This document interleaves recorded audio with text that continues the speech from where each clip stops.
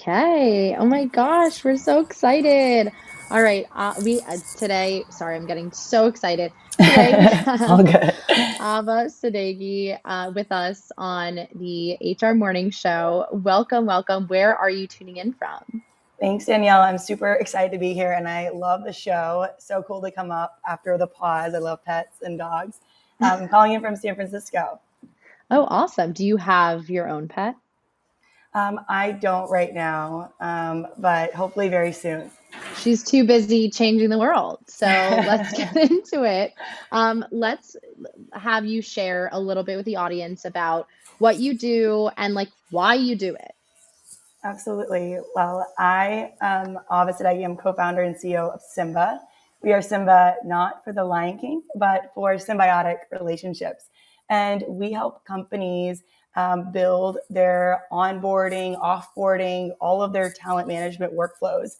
And we actually got started off with early careers and internships because we realized that that was kind of a messy place. People would join for 8 weeks and then leave, and then you wanted to stay engaged with them long term. So that's kind of why we got started. So messy. I mean, I personally, I am super passionate about helping Gen Zers in the workplace.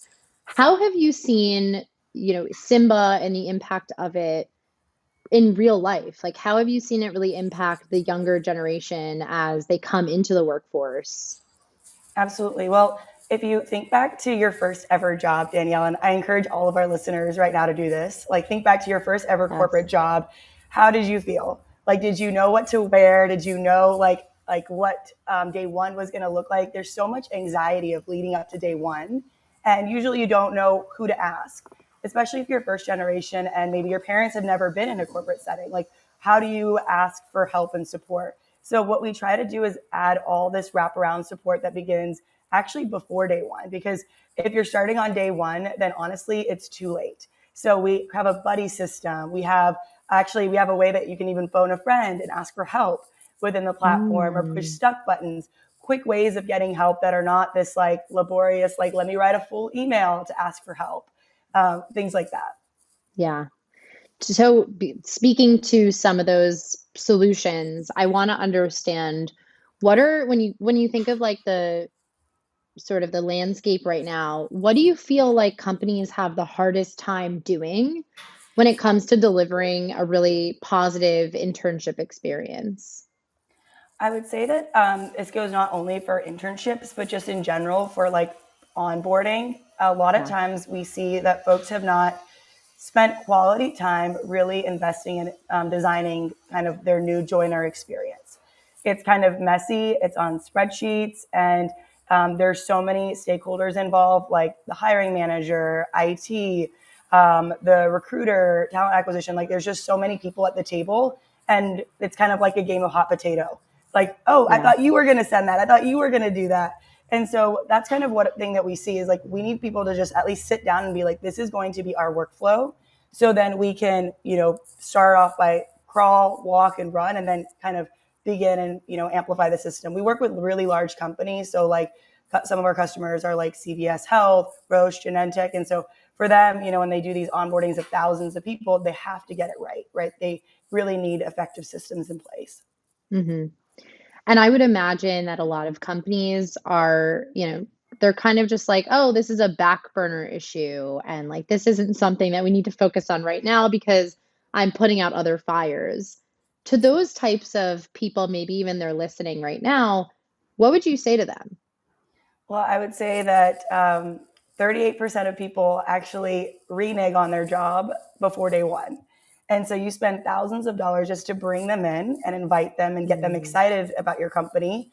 What do you want day one to look like, right? What do you want their feeling, their experience to be? Put yourself in their shoes and realize that the interview process is actually not really over once they've accepted the offer. I would say the right. interview process is over probably 90 days in once they're ramped up and up to speed. So I'd say that it's very short-sighted to think that way and to think about, if they're building a company for the long run and the long haul, they really need to think about these systems. And it's not just about onboarding, it's also about offboarding, right? Transitions are up 80% year over year for millennials and Gen Z. And so that means people are moving. And I'm not one to say that any HR tech is going to keep people like in their job, right? There's so many factors, right, that you decide to leave a job. Maybe flexibility, maybe you have a career interest or shift or change.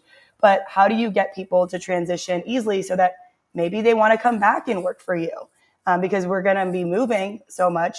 Maybe if you have systems in place and make it easy for people, they'll have Mm, a lot of respect and their last impression will be really positive. right.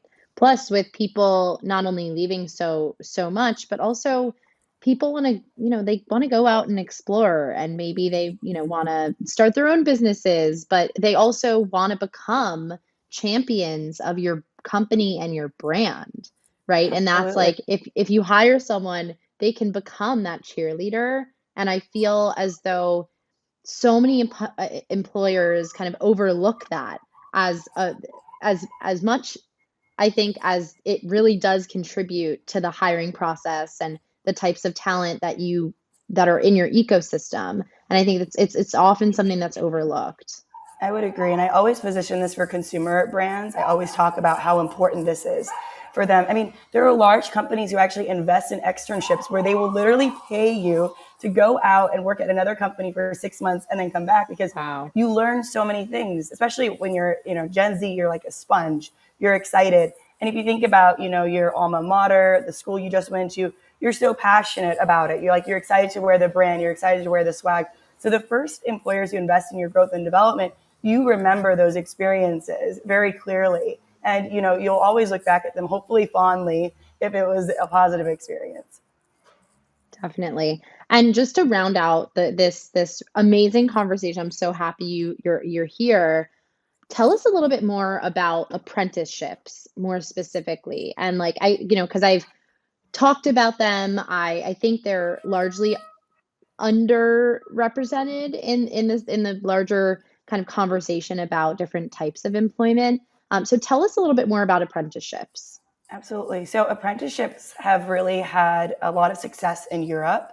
And that's kind of where they were created and founded. But it's basically a work based learning opportunity that is paid. And usually it's about 2 years long. And they've had some success in the United States, but we're hoping that that will ramp up even more. And we're seeing a lot of success actually within the trades and within different Mm, spaces like construction and other spaces. But it's challenging for employers sometimes because it takes a lot of infrastructure to set up these programs, and that's actually yeah. why there was such a pain point and need for what we built. Because in order to set up a program where somebody is rotating through the organization, they're learning new skills, they have a systems that need to be set up so quickly, and they need a lot of guidance and learning. Sometimes employers are not really set up to do that and build that Right. infrastructure. But there's so much success from seeing that all these skills that an apprentice get, they're transferable. And there's also tax benefits for employers who set them up as well. So we think of it as a win-win, a symbiotic relationship. So we're all about helping them scale. And we actually do support several apprenticeship programs on Simba. Ah, I love that. I love that. All right. Well, thank you so much for coming on. This has been such a pleasure. We should definitely connect offline. And I hope you come back. Yes. Well, thanks for having me on and would love to connect with your listeners. We are Simba, SYMBA.io. So excited to be Awesome. here and can't wait to tune into the rest of the show. Thanks again. Yes, your website is amazing. Just looked at it. All right. Thank you. Bye. Bye.